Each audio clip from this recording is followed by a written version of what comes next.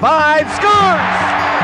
Rick Bud. We've decided to get ourselves back in the game again with our podcast. Rick Bud and Gary Madden. Probably the craziest story that you're ever going to hear about hockey. We're going to be coming back to you on a regular basis. You are listening to Squid and the Ultimate Leafs Fan. Hello, Canada and hockey fans of the United States and Newfoundland, and an extra big hello to Canadian servicemen overseas. Welcome, everyone. Episode 84 of the Squid and Ultimate Leaf Fan Show. I'm Mike Wilson, the Ultimate Leafs Fan. Joining me, as always, my winger, Ricky Squid Vibes. Squid, how's it going? Going all right, Mike. It is what it is, and there's still – I got a couple of hockey games coming up next weekend, too, so I'm kind of pumped about that. So, yeah, finally – get on the ice and play a couple of games, and it's going to be a lot of fun. While you get yourself in shape, and I'll keep offering you, I'll get you a try with one of our beer league teams and see if you can keep up with us. Well, I've been working out for about 3 months now, so it better help. I've been telling the boys, watch out, he's working out. We're going to get him out here and get him on the ice. Wow, speaking of which, our guest today has a very interesting story. It was undrafted as a goalie. Has played 8 years as a pro, played mainly between the AHL and the ECHL. Played with Buffalo in 2021 for a few games, proven that the never give up attitude does pay. And as a goalie, that's very, very important, as we all know. So please welcome Michael Hauser. Mike, thanks for joining us. And how you doing, my man? Hey, I'm doing good, guys. How are you guys? And don't forget, he played this year as well. Yes, that's true. I forgot about that. Yes. Yeah. And then unfortunately, they were going on a 4-game road trip, he was telling me, and he was going to play 2 out of the 4. One of them was going to be in Vegas, and boom, he tested positive and couldn't make the road trip. So that sucks, boy, I'll tell you. Yeah, literally, right, yeah. And then I think they stopped testing guys right after the road trip was done. So it was like the last week that they started testing guys, I got dinged for it. First time since everything happened that I actually tested positive for it, and right when it was kind of going away, it hits you, and things happen. No biggie. But it's still, it's got to be. You guys got to be looking up. Really, like this has to happen to me right at this exact moment. I mean, yeah, I know. Every NHL game felt like the most important game to me, at least the past 2 years. So I got 6 of them, and they told me that I was going to end up playing one of the next 2 that was coming up. So just anytime that you have your next one kind of scheduled and know you're going to get another NHL game, at least in my position, it stung when it got taken away. So that kind of stung, but no biggie. Well, Mike, we can tell this to your listen. You got 6 games on your belt. Doug McLean has said to us when he came on the show, and many, many guys have echoed it, you play 1 game in the National Hockey League, you're elite. So you know what? I know that doesn't pay for the coffee all the time, but you know what? At least you got that going for you, and that's on your resume. Nobody else can take that away from you. Yeah. And it is something that I've always wanted, and it seemed, really, really far away at some points. But, I felt pretty lucky, pretty fortunate last year when I got my first one. And then this year it just kind of fell into place again. But I think, sometimes to get those chances, things have to kind of fall your way. And then, if you're ready for them, then you can kind of jump on them, which I think that's the thing that I'm most proud about is that, I felt like I was ready enough, and I had kept getting better and better over the years leading up to it. So when I did get my chance, I was ready, and I won my first 2, lost my next 2, and then I won my next 2 this year. So I'm at least happy about that part, is that I showed well when I had a chance to, and hopefully there's another chance down the road. Well, you're currently with Cincinnati ECHL, so Rick can add in on this one too. How's the season going so far for you there and the team? The team's actually pretty well. Squid keeps me up on the team, so I have a pretty good idea, but we'll share with the listeners. Yeah. So it's weird. I was here right at the beginning of the season. I spent the first 3 weeks here, so played 3 games, and then they're just there happened to be a goalie injury or COVID or post-COVID things happening with a goalie at all times. So I was the 5th guy kind of slotted out of camp. And then after the first 3 weeks, somebody had been injured or sick the entire time up until about 2 or 3 weeks ago. So I was gone from here for a little while. And by the time I got back, it was kind of a completely different team. But, with Canadian University shutting down, there was quite a few guys that came from there, I think, to Cincinnati. And it's a good group right now. I think, we played well in our home stretch right after I got here. And then we struggled a couple on the road this weekend, myself included. I wasn't phenomenal by any means, but I think that's just part of it. You have such a young team and kind of young on the back end that those kind of nights happen. And I think it's a good learning experience with, 15, 20 games left or whatever it is, that you kind of get these weekends out of the way now, and you got to learn how to play on the road, especially. You guys know that, like in playoffs, that's how you win series, is winning a game or two on the road and then taking care of your business at home. I think we looked like a really good team at home, the games that I played, and then, you go on the road and it looks like a little bit something different. So I think learning to win on the road with this group is going to be really important coming up. Well, you got 6 defensemen that are all rookies playing in front of you. I mean, and these kids are probably going to be better players at some point, but they're young, they're rookies, and they're still learning. So, I mean, there is a learning curve, whether it's the ECHL, American League or not. Every step of the way, there's a learning curve, and these guys have been thrown into the fire, so to speak, and learning on the job, and that can't be easy. No, definitely not. And even like you said, there's 6 rookies on the back end, but even a rookie from the beginning of the season to this point in the season is different from a guy just stepping in 2 or 3 weeks ago from Canadian. You know what I mean? Like a rookie, like a guy like Matt Cairns, for instance, on our team here, he was a rookie this year coming from college, and he had his ups and downs at the beginning of the year, but I think he's playing like our best defenseman right now. But there's guys that are so fresh out of Canadian University that there's such a learning curve to the pro game that, in 2 or 3 weeks from now, you'll see him get better. It's going to be really rapid, I think, with a couple of them, but they just need to get more comfortable with plays out of their own zone, especially on the back end. That's just what it is, just solving the pressure. And, things happen a bit quicker here than it did, I'm sure, in Canadian University, but there's a couple of them that you can see from game to game that are getting better. And I think the best example is, Matt Cairns here. He was, struggled a little bit at the beginning of the year, but he looks really solid right now. And he's just that confidence playing with the puck too. When you have the puck in your stick, not to just throw it away or ring it up the boards. You have that, second or two to look up, shoulder check, and make a play. And I just think the more you see the young defensemen play, the more comfortable they get with those kind of plays. It's funny you mentioned his name, because he's the one guy that I said, wow, from the beginning of the year till now, there's an unbelievable difference in his game, that he's calmer, he makes better plays, he doesn't rush things. I think he's playing excellent right now. Yeah.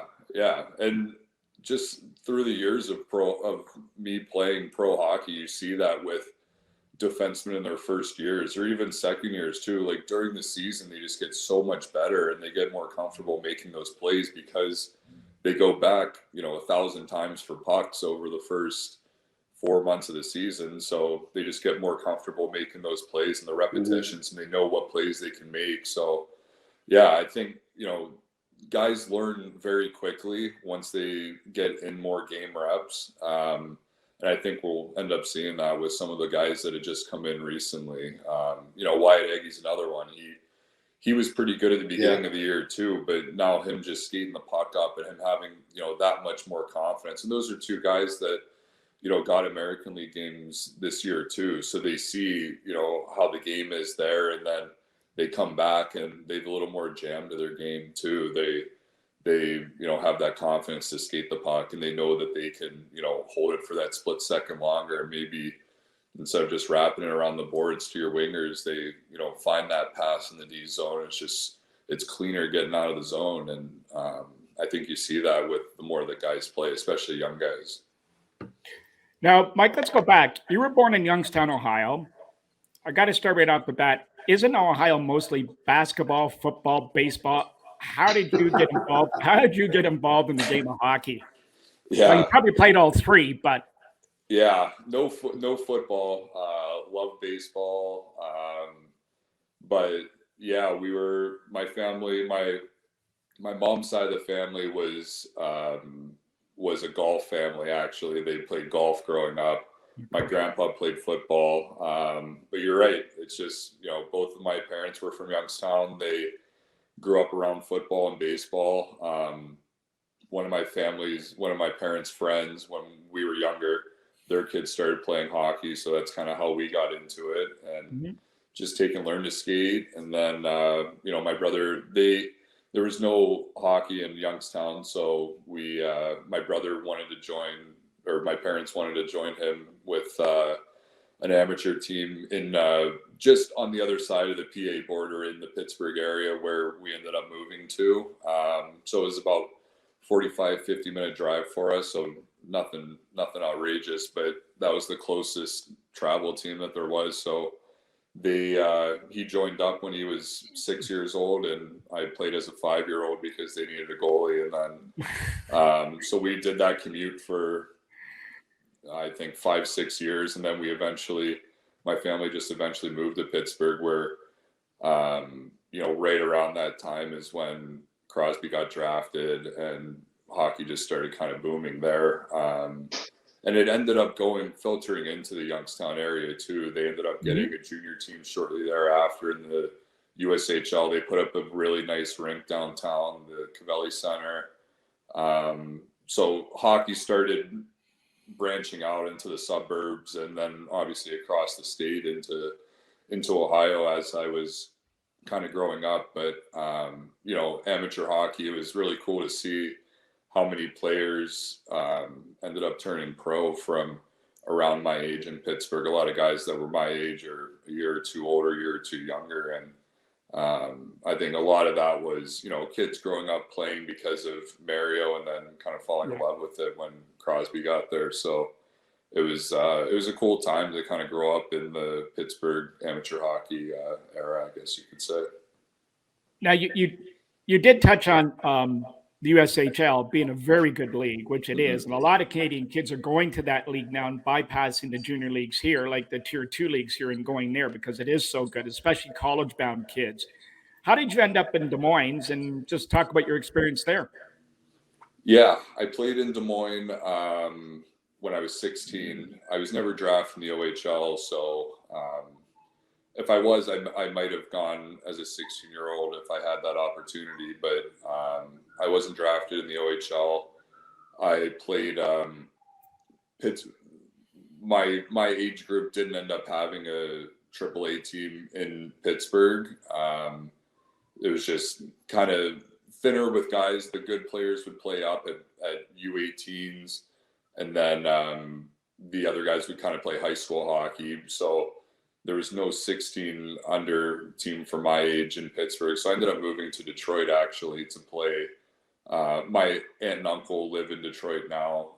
So I just lived with them. It was an easy transition, kind of pretty short drive. We have all of my mom's side of the family, a ton of them went to school in Ann Arbor. So we have a lot of ties to the Michigan area as well. But so I played a year of amateur hockey there, and then they used to have, I'm not sure if they still have it in the USHL, it was called the Futures Draft. They might still have it, I'm not sure, but it was it was shortly after the start of the amateur hockey season. I was taken in that when I was 15, turning 16, and I think they had some goalie issues, so I ended up going up and playing there for Thanksgiving on. So that was my first taste of junior hockey. It was, right out of under 18 hockey, and it was awesome.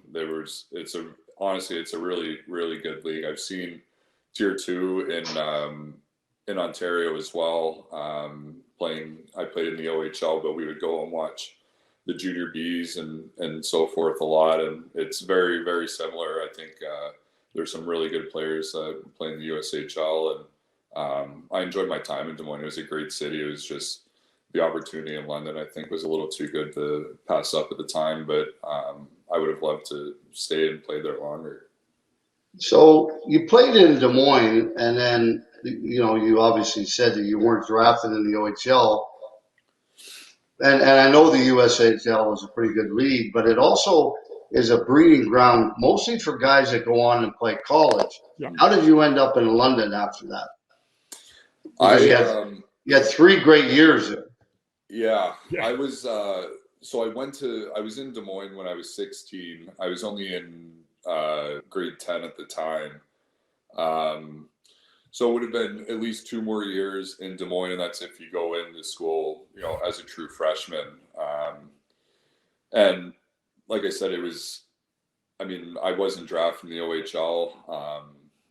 London was really the only team, with a couple, little talks from others, but London was really the only team that asked me to come up and take a visit and see the arena. I think they liked having a goalie a couple years apart, so they had a 19-year-old goalie coming in that year. It was actually Michael Hutchinson, who's with the Leafs organization. Hutch was the 19-year-old when I was 17. So they liked having, which is smart, I think, extremely smart of a junior team. Usually you don't see 18-year-old goalies make the NHL or 19-year-olds make the NHL anyways. So having them spaced 2 years apart, you kind of have one guy and play, less games, which is what I did my 17 year, and then kind of take the ball the year after. So if you space them, out enough, you always have a guy that's kind of learning and then eventually takes a starting job for a couple of years. So I think that's what they were looking for. And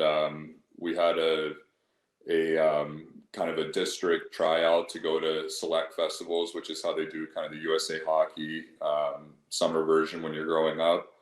And Mark Hunter came down and watched me play at the tryout. I remember having a pretty good tryout, but we kind of talked after and asked if I wanted to come up and see the city, see the arena. And I don't know if you guys have ever been to London. I'm sure you could see how a teenager could fall in love with that place. Yeah, they said they sell it out every game, and this and that, and it was a place that a teenager could easily fall in love with. The city's awesome.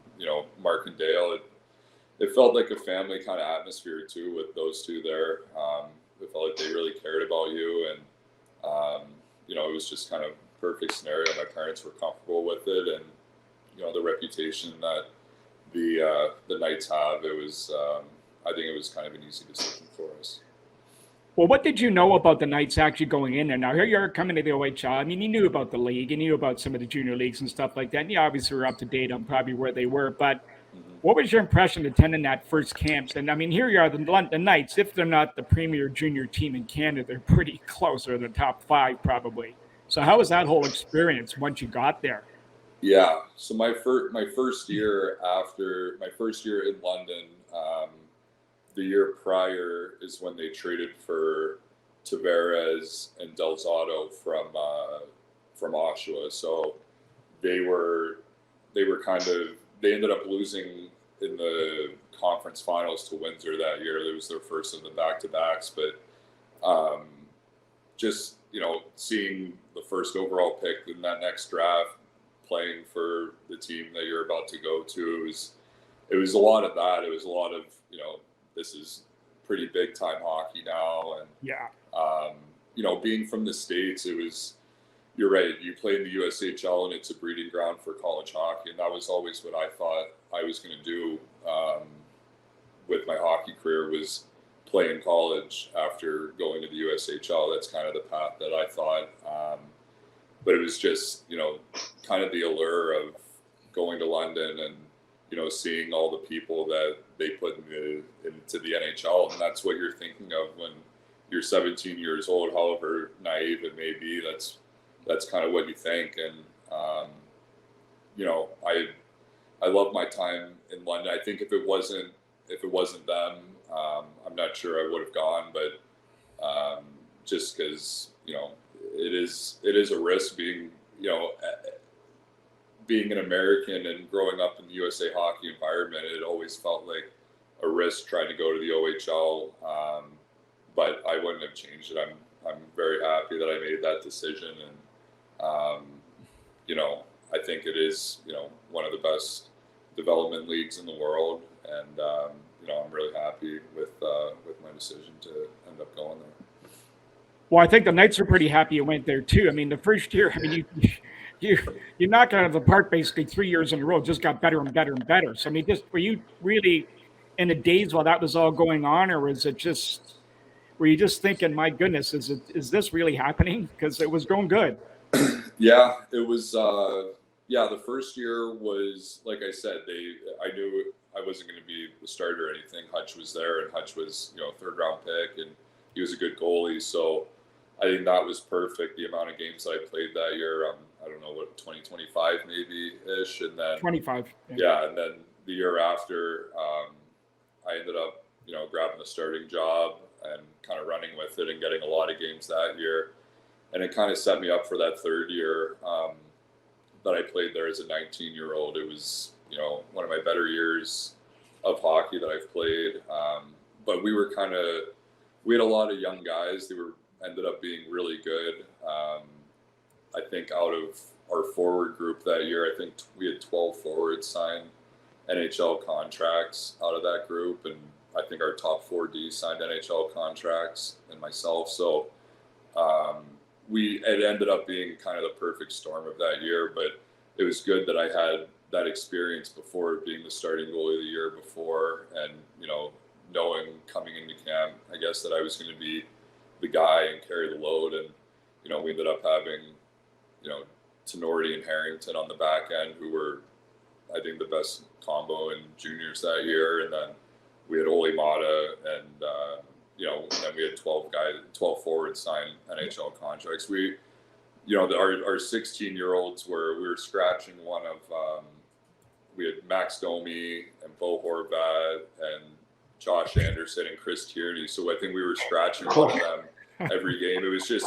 and, you know, Mark and Dale are so good with that. And I that's the thing that I've always wondered, is how they identify 15-year-old players. How are they going to be good when they're 18, 19, and they have, you know, the uncanny ability to do that. And so myself, I was kind of set up for success that year by the talent that I had around me. But that was maybe my most fun year playing hockey. It was an absolute blast. We went to the Memorial Cup Finals and lost in overtime, but you know, that group was so talented. It was that made it really, really fun to play that year. So you have those 3 great years, Yeah. and you don't get drafted. Yeah. Like, how disappointing was that for you, or you know, or was it? I mean, obviously it must have been, because you had 3 great years in London. Well, Yeah. just before you start, Mike, for the listeners, okay, you make CHL Rookie of the Year the first year, OHL First Team All-Rookie Team. You make Goalie of the Year your last year, MVP, and a run in the Memorial Cup. Like, it doesn't get much better in junior hockey. Yeah. I mean, yeah, the first, like, after my rookie year was my first year draft eligible. Thought I would, maybe somewhere 5th to 7th. Didn't get picked. Okay, it happens. Had a good year the year after. Didn't get picked again, and then, you know, the third year was obviously really good. And I thought that I was probably going to get picked at some point. I was pretty confident in that. And, you know, it didn't happen. The draft was in Pittsburgh. I didn't go to it. It was in Pittsburgh. It was at the new rink downtown. So, but I was watching it, you know, 20 minutes away. So I was going to head down if I got picked. But it, you know, it didn't happen. And, you know, who knows why. But I ended up getting an invite to Florida's development camp, where, you know, I met Justin for the first time, and he was down there, and, you know, I ended up signing, you know, my entry-level contract shortly after. So, you know, all you want all the getting drafted does is, especially as a 19-year-old, it would have just given me a chance to play pro, and I ended up getting that chance, anyways. I would have loved to get drafted. It was a disappointment for, a few weeks maybe, but, things worked out pretty quickly after. So the sting didn't last very long. It's funny how things go. It's like Justin was in the same situation. He got drafted 92nd overall when he was 18 by Anaheim when Brian Burke was there. Then he comes to Toronto, Brian Burke. They don't sign him. So, we're kind of wondering what the heck are we going to do here. So I called Dale Talon, who was a buddy of mine. He was a color guy when I was in Chicago. So I asked, they were in town for the referees were doing all these testing of new rules with players on the ice and all that, all the officials and the GMs. So we met at a Tim Hortons on the corner by the Leafs practice facility. And he said, well, I'll tell you what, I'll sign him right now to an American League ECHL deal. I'm like, really? Okay. And he can come to camp. I said, oh, perfect. So I asked, Justin was sitting there. He goes, yeah, I'm okay with that, Dad. Yeah, Dale's one of the good guys in hockey. I've really liked him. He was top notch. Yeah. From what I remember, I just remember always shot it straight. He was, I think he was a guy that was in my corner, as well as Scott Luce, I think was the scout, player development guy for the Panthers. That was always in my corner too. And I mean, you guys know how it is. You need, a guy or two that's in your corner that believes in you, that's maybe seen you play, that has seen you play at your best and know what you can do. And I think those were two guys that believed in me and gave me my first shot. And, it's weird, like as a goalie, when you're, 20 through 22 years old, it's, still a lot of learning and a lot of development. And, I wasn't after my entry level contract, I didn't get another NHL contract until, last year. And I felt myself still getting better and better, which was the most frustrating part over that gap in between my chance to, be on an NHL contract and have a chance to get called up, was just that gap where I knew I was getting better, but, you're kind of in limbo where, you're not a prospect really, you're a little too old for that, but you're, still young enough where you're getting better and your game's kind of evolving still. So I think, in between those two NHL contracts, I think that was the biggest thing, was just, keep getting better and keep developing. And, goalies, I think, at least from what I've seen and, true experiences too, they do take a bit longer to kind of find the top of their game, where, players, I think, kind of find it when they're a bit younger while they have those fast legs still. But I think goalies, it's a lot of, reading and reacting, and the more game situations you see, the more comfortable you get. And I ended up getting more comfortable as time went on, I think. Well, let me tell you, if things don't improve here in Toronto goalie-wise in the next couple of weeks, if you see a number flash up on your text, Mike, that says MLSE, answer it. I know. You know what? I follow the NHL quite a bit. I love hockey. I love, of course, watching the NHL.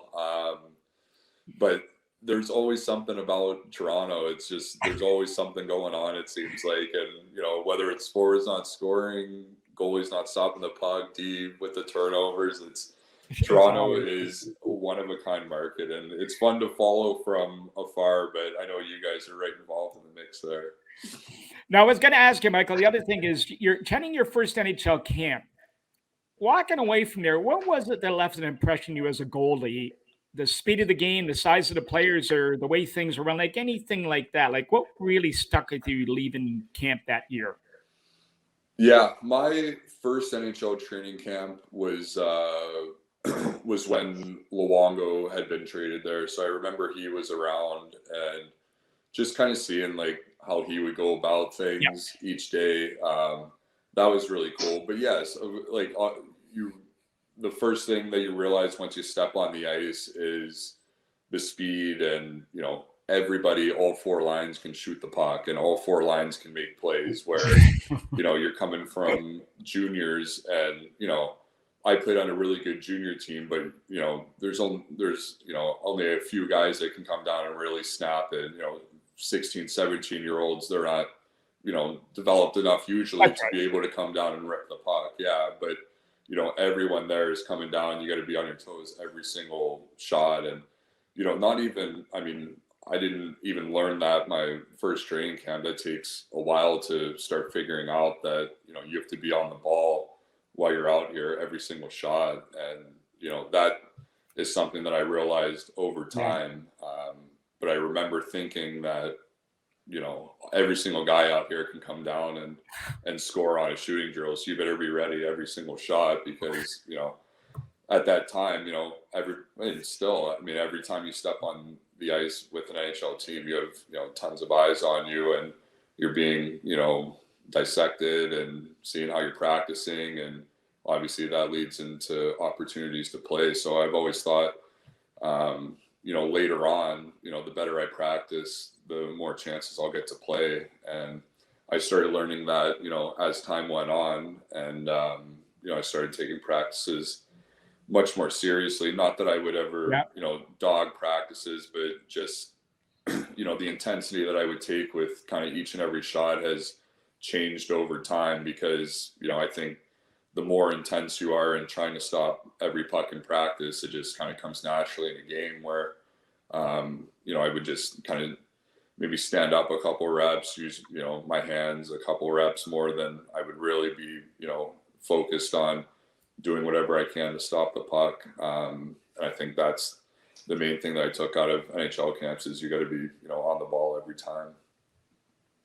It's funny you say that, because I know Mike and I had a lot of people on. We always talk about, like, most of the players in the NHL were always the best player or one of the best players on every team they were on growing up, all the way up. And they got to find a different role when they get to the National Hockey League. So that's what you're talking about with the fourth line guys. They were the best players growing up, all the way up until they got to the NHL. So they can fire that puck just like the guys on the first or second line. Exactly. So there's not a whole lot of difference. No, there really isn't. And I mean, obviously they know that they have their roles, and they're expected to not get scored on. That's kind of what they're expected to do. Mm-hmm. But when they have a chance, they everybody is capable now of making plays and getting to the net, and they have to score maybe other ways than the first couple of lines can. But as a goalie, you have 60 minutes. You have to be ready at all times. Just even when your team is controlling action and kind of dominating play, players are so skilled now that it takes one line rush, and you have to make sure that you're ready mm-hmm. for it, because guys make plays so creatively now that especially in the NHL, but even in the American League too, there's four lines that guys are skilled. That's part of it, is like every day in practice, there's so much skill work and so much development work for young guys that they just keep adding tools to their tool bag, and they use them in games. And young guys, they're not scared to try things now, and it's pretty cool. Like, there's tons of good things happening, but it's I think it's increased. It's definitely increased scoring chances, and I guess unpredictability for goalies, where maybe like 5, 6, 7 years ago, chances would come down off the rush, and it'd be one pass and kind of shoot and make sure you get a shot on goal was always the thing. Now there's plays being made, and then they're capable of making them. So goaltending has become harder just over the past few years, I think, just because of how creative players have gotten. It's just added that little bit of deception that they show, and that's something that's common with all great players now, is that deception, or that faking one thing, doing another. And it does throw a goalie off, because you're trying to be as patient as possible, but at some point you have to read and react too. And I think that's something that all the great players end up doing now. It's funny you mentioned that too. I mean, I love watching the game. The skill of these guys today is unbelievable. But I think the biggest thing you mentioned, they're not afraid to try things now. And I remember, 20 years ago, 25 years ago, if you tried that, you'd get benched. You might even get scratched the next game if you tried some of the things the guys do today. And the coach would be swearing and yelling at you and everything. So I like the fact that they're able to do that because they have more power now than they ever have. I love that fact, but they're not afraid to show their skills. And I think that's a wonderful thing for the National Hockey League. Absolutely. Yeah. And they're so good at it that, yes, it goes the other way sometimes. You'll have a bad turnover at some points, but I think a lot of the things that you see guys try, they're so good at it and they've practiced it that it's not like they're trying it for the first time out in the game. Like they've practiced it and they're pulling it off for, the most part, or at least it's leading to a scoring chance or, puck possession. And it's cool. I think, there's, and like you said, like there's 3-4 lines that could do it, that could do some of these things. There's some things that only the elites can do. Where their computer I think just works a bit faster, but guys in their creativity, it's leading to a lot of good things, and it makes it harder for us, but it's fun. It's fun when you have to try to stop those kind of things. Well, you're talking about before, Mike, about going on the ice as to come from junior and stepping on the ice with the pros, and these guys like a much different level. On a smaller scale, my son was a goalie.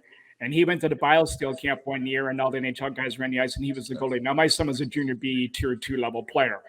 And he'd stand, the guys would come across the blue line at his level, and he'd wait for the guy to set up and shoot, and he'd set up and stop it. And he did this a couple of times with Camilleri was on the ice with him by himself, Mike. And he went around. So Mike Camilleri was coming down, and mine was kind of standing up like this. He took half a step over the line and snapped it over his shoulder.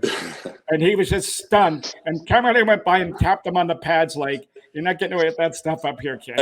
You know what? You're ready.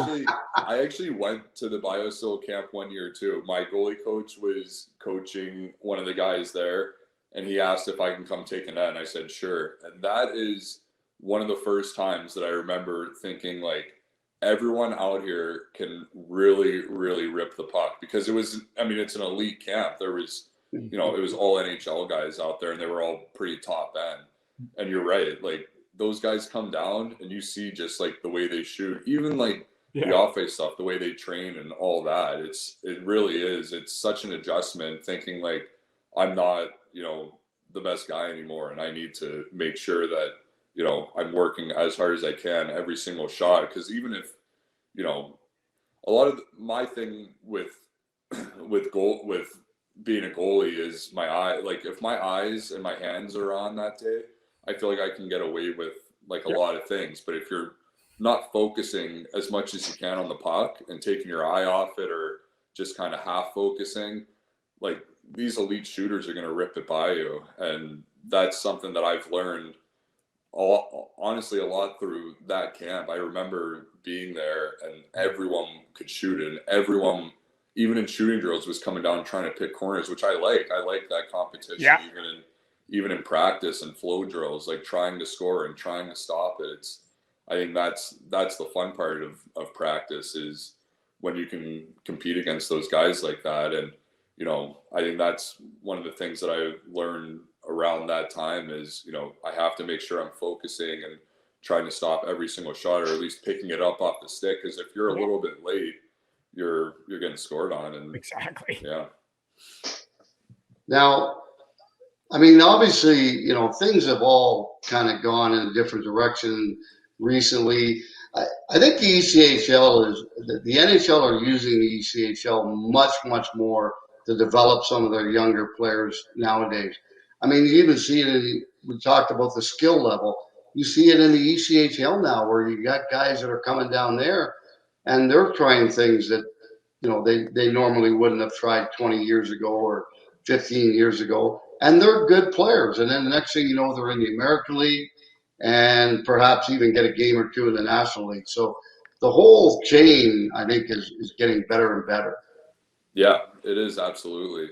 And I think of like my first year pro. I was in the East Coast League, but we had Florida would send guys to Cincinnati, and remember Nashville would send guys here too. So it was a split affiliate. It made for a really good team. But I think now NHL teams realize the value of having some of your prospects, down in the East Coast League if they're not going to get big time minutes in the American League. And now teams want their own ECHL affiliate. So you're right. It's becoming a lot more valuable, and you see tons of guys go up and have success. Like I know when I was in Rochester this year, we had, it was a lot of the, COVID illnesses and scratches and stuff like that. So we had tons of guys going up to Buffalo, but we would have guys we had a couple from Jacksonville come, we had a couple from here from Cincy come, and they're good. Like they can play there. And once they get that kind of confidence here and that kind of role that, they can kind of carry the mail a little bit more, play in bigger roles, play power play, penalty kills here, and they go up there and their game's fine. It's really just, those game reps and having that confidence that you can, make plays with the puck, and a lot of that's for some guys has to start here when you're not going to get that kind of playing time in the American League right away. To develop that kind of confidence, you have to, play big minutes somewhere. And a lot of that time that is in the East Coast League for guys. And that's how it was for me. Like if I, just stayed in the American League as a, backup playing, 15, 20 games a year instead of, playing a ton of games here for, 3-4 years, development may have been different. And I may not have felt like I was getting better and better each and every year. So, that's a big thing too, is finding a spot. And if it is in the East Coast League where you're playing a bunch of minutes, that could be better sometimes. Well, we've touched on it. Squid and I talk about it all the time. We're big fans of ECHL, as you're probably very well aware. And it's headed this way, no question. It's just a question of when versus if the ECHL will have full sponsorship from the NHL. But here's something I was thinking about today, Mike, or the other day when I was going through all this is, now with all this stuff going on in Europe right now and we're not trying to get political here by any means, but with the Russian thing, all of a sudden, if the KHL all of a sudden gets shut down or some sanctions get put against players or whatever it is, all of a sudden, if some free agents start showing up, well, they're going to come somewhere to play hockey. Maybe this expedites the sort of NHL stepping up and controlling the players more, because I know Squid has talked about, and I know you run into frustrations where certain teams won't allow players to get called up, like Toledo apparently is one. They keep all their players and don't let them move because they want to win. Yeah. But now with maybe all this stuff going on politically around the world, this may free up some more players. All of a sudden now, these leagues, there's only so many spots. Yeah, you're right. It will be interesting to see. I don't know. I know there usually is a cutoff date where guys have to say if they're coming back from Europe, because it's usually around this time, March, at some point where you'll see some guys that, played in Europe that come back and maybe have a relationship with a team somewhere, and then they'll go on, a playoff run here with a team in the East Coast League. And, that's a common occurrence, and they're usually pretty valuable, pretty good players. But you're right. I'm not sure if guys are playing over there at the moment. I wouldn't think so, but you're right. Like, especially Americans or Canadians, they're going to want to come here, and it's only March. Like, guys are going to want to keep playing, and it will be interesting. But there's tons of guys that came from Canadian college too that had to find spots here when they couldn't play. So it's kind of happening everywhere, and it's just obviously different circumstances. One was COVID and one's war, but it's going to be interesting for sure. I'll be curious to see how many guys come back over and find spots. Squid? Well, if they start running all back here, you guys better grab a few of those guys right now. You could use a few of those guys right now. A couple of guys with some games wouldn't be the worst, but young guys are going to learn though. They're going to learn and could be better for it. Hey, Mike, now talk to us. They're going to get better. They're going to get better, but the problem is now it's about making the playoffs. I counted last night, 49 players have played for Cincinnati this year. 49 is that 49. No, I mean, I came back here. 49 players have played at least one game or more with Cincinnati. Yeah, And that's 5 goalies too, isn't? Was there 5 goalies? yeah, probably 5. 5 or 6. Yeah. Yeah, I know. I mean, I came back here. It was a completely different team from the beginning of the year. I remember seeing a week with a ton of transactions, and a lot of that was guys having to go up and play in Rochester or somewhere else, and all of a sudden they have to find, Cincinnati has to find other guys from somewhere too. And I know for a while there it was pretty crazy. I think it should be a little bit more stable now. Hopefully it's guys coming back. I think we still have, guys playing elsewhere that are signed with Cincinnati. So hopefully, I mean, you never want to see guys come back. You want to see them get their chance in the American League. But, as guys start becoming healthier and healthier, I think, Buffalo saw this, within the past 2-3 weeks.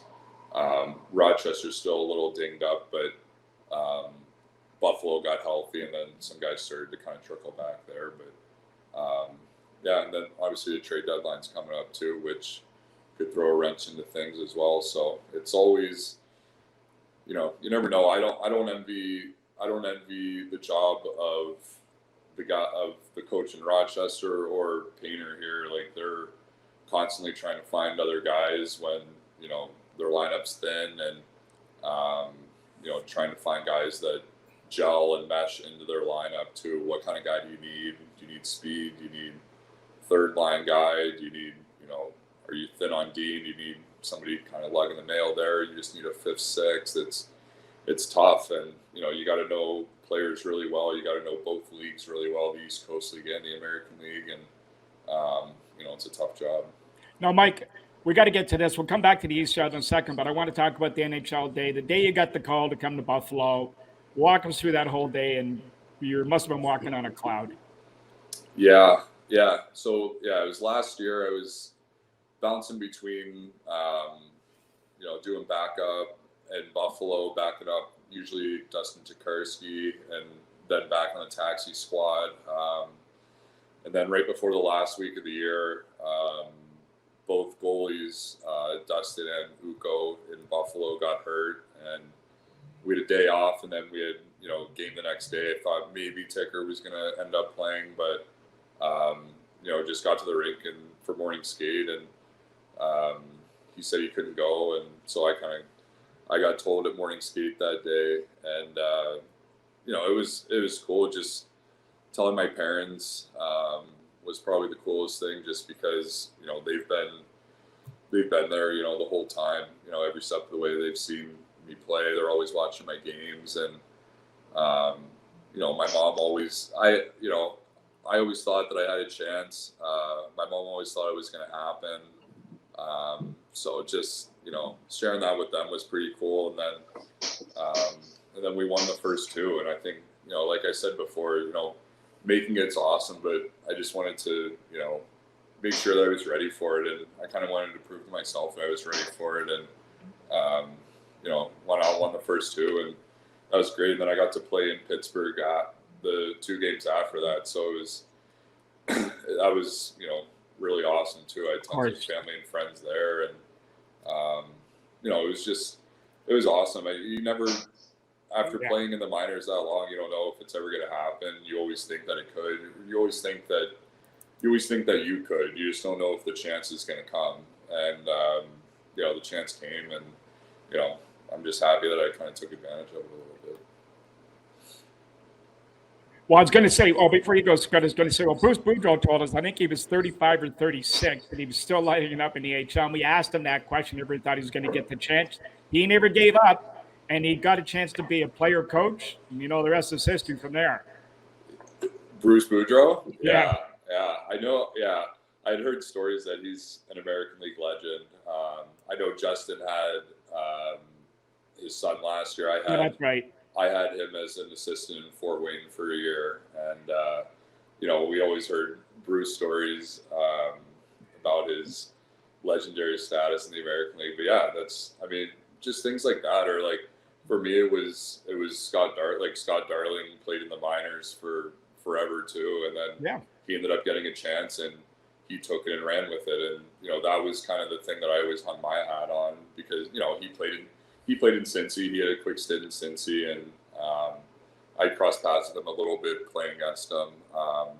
And then he got a chance and he took advantage of it. And I just always thought that if I got a chance, that I always thought that I could go and win games there. And it was really fun to see too. Like Buffalo wasn't a great team last year, but just seeing like how hard the guys played for me, and how bad they wanted to win. It was just cool to be a part of it. It was an empty rink. We were last place in the league, but they made it really cool. They played so hard for me, and it was those were fun games. Well, I saw an interview with you, or heard it, I should say, and what I liked about it was you talking about what you do off the ice as far as preparing yourself. But the biggest thing for me was you take every game like it's an NHL game. You look at it that way and you focus. And I love the fact that you're in the ECHL, but you're still looking at every game like it's an NHL game, and I got to be prepared and I got to be ready. And that's probably how you got to Buffalo, because you took that approach. Yeah. I at least think that's why I was able to kind of step in and have a little bit of success. Is just, you're right. I treated every game like it was the most important game ever. Even still, like every game is the most important one. And I think that's kind of how I stepped in and was able to kind of control the emotions a little bit. It was an empty rink, and that probably helped a little bit too. But you're right. That's kind of always been my mindset, is just, wherever I am, wherever, my feet are, whatever team I'm with, that's where my focus is. And, getting sent down, it's never easy, but that next game, wherever you are, that's where your focus is. And that's what I'm kind of, keened in on. And that's always, I don't know, that's kind of been a little bit of recipe of success for me, at least, is being able to just kind of, block out, the send downs or the call ups or whatever it is. Cause it is true. Like once you get out there, it is, still just hockey, and, guys are trying to score on me. We're making plays. They're making plays. It's, it's fun out there, and, it's fun here. It's fun in Rochester. It's fun in Buffalo, and it's all the same game. And, I prepare each game like it is in the NHL, whether it's, in Cincy or in Rochester. And I think that has been a little bit of key to success for me. Now, playing in the minors, Mike, we've asked this all the time of guys, and some of the crazy stuff that may go on. Now, after 8 years, you've probably seen a few things over your time, and we've heard stuff about trainers playing goal, beer words being called to fill out rosters, coaches driving a team bus like John Brophy when the driver wouldn't drive it in a snowstorm, so he pushed him out of the way and drove it. Yeah. I'm sure you've seen all of that, except maybe Brophy, but some of the crazy stuff you've seen over the years in the AHL and ECHL. Yeah, there's been a lot. There's a lot of bus troubles. I remember our bus broke down one time coming back. We had back to back on the road, and then coming back home for a Sunday afternoon game. We were, gassed already. I think I was playing all three of them, and then our bus broke down. We didn't get back, until 5, 6 in the morning, and then you go out and play a Sunday afternoon game. But our coach that we had here before, Matty Thomas, I know you know him, Rick. He just had the most uncanny ability to get us ready under the worst circumstances. He knew that we got back at 6 in the morning and then had to be at the rink at 1 o'clock. We had to be at the rink in 6, 7 hours. It was a terrible, terrible environment, but he got us ready. He always had the ability to get us ready for games, which was really, really cool. And we always showed up, which was awesome. That team that year was great. That was 3-4 years ago in Cincinnati. But yeah, there's been, quite a few bus incidences, a lot of travel related things that would go awry. But we had a guy, he was kind of a military guy in San Antonio that was part of the organization, and he would kind of give us like leadership speeches and whatnot, and he would just always say, like, embrace the suck. Just like, things suck in the minors sometimes. It's definitely not as bad as people make it out to be. Like, you get used to it and bus trips and stuff, but he just always said, just embrace it. Like, there's much worse things to be doing than playing hockey for a living, and I've always taken that to heart. Travel's never great and things like that, but I've always just kind of embraced it and enjoyed it along the way. Embrace the suck. I like that word. Mike, that's it. Yeah. Mike, by the way, Bro's not the only guy that drove a bus. Oh, you did too, I had right? to take over one time. You did. For SoCo? Well, the driver had to go to the bathroom, and I'm sitting at the front of the bus, and he says, "I got to go to the bathroom." He said, "Here, I'll just pull out and you get in." And I'm like, "Seriously? Like, I've never driven a bus before." And I go, "So anyway," I said, "Okay, whatever." So then all of a sudden we're coming down this real long downward road on the highway, and it's like a long downward road, and we're getting to the end of it, and there's a lot of cars in front of me, and I'm pumping the brakes, and I can't stop this thing. Thank God he came back from the bathroom in time and got in that seat. Otherwise, I would have went through about a dozen cars. I didn't know that one. Oh yeah. I was going to ask you, now you played in San Antonio, but now being around the circuit, something the listeners may not know about the ECHL that would surprise them if you told them that, like, maybe the way the local cities embrace the team and are engaged, all the guys who come on tell us that it's unbelievable how strong these people are about the teams. It is, yeah, for sure. And some cities definitely more than others, but for the most part, it's pretty, it's around the entire league that they really do. They embrace it. And, Cincinnati, it's obviously, Cincinnati's a little different just because it is a major league sports town. Yeah. There's so many people here that, we get quite a bit of fans to every game, and there is a decent following. It's such a major city, though, that's kind of an anomaly around the league. But I know I played in Fort Wayne. Justin played there last year.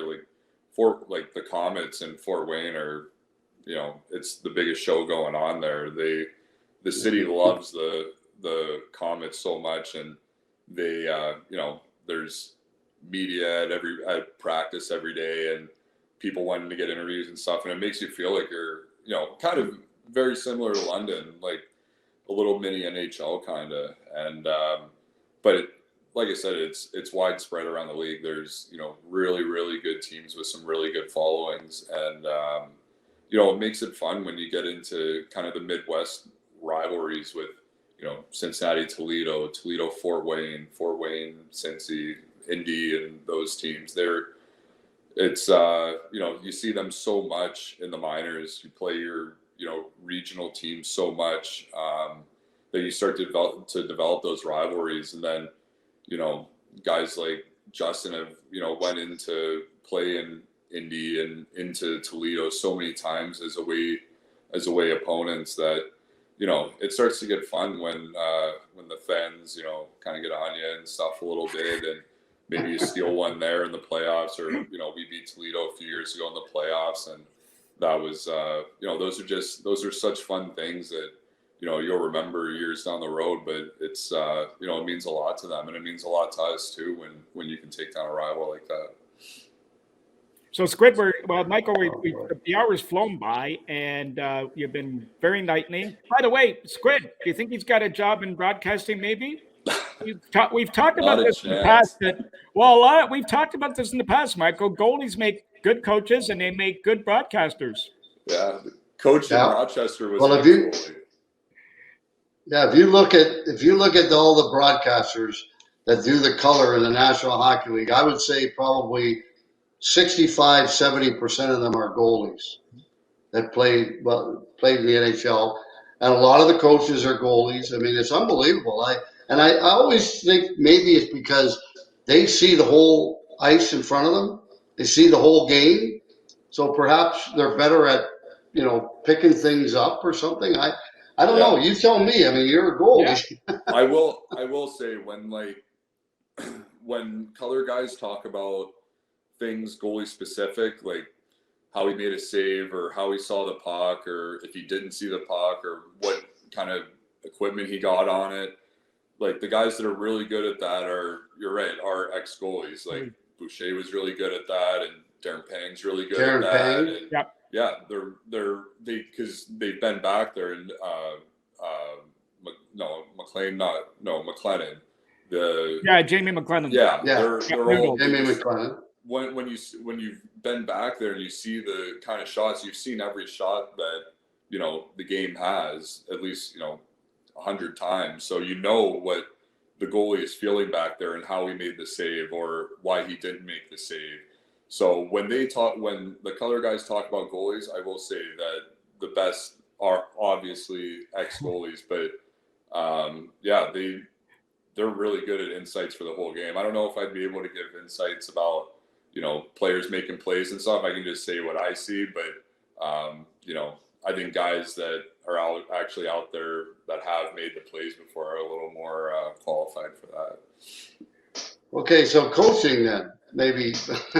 Coaching, but I remember Darren Pang. Darren Pang was a teammate of mine, and I love listening to him when he's doing the color because he is so good. And he was a teammate of mine in Chicago. But you know what? I think, what about coaching at some point? Yeah, I don't know. I don't know if it's necessarily for me, but I will say that some of the best coaches that I've had were ex-goalies as well. The guy in Rochester right now, Seth Appert, is an ex-goalie. Oh, he was a goalie? He was a goalie, yeah. He was a goalie. He played at Fair State and then coached right out of college. He's been coaching for a little while now, but he was an ex-goalie, and I've always just found it fascinating that he knows the game so well.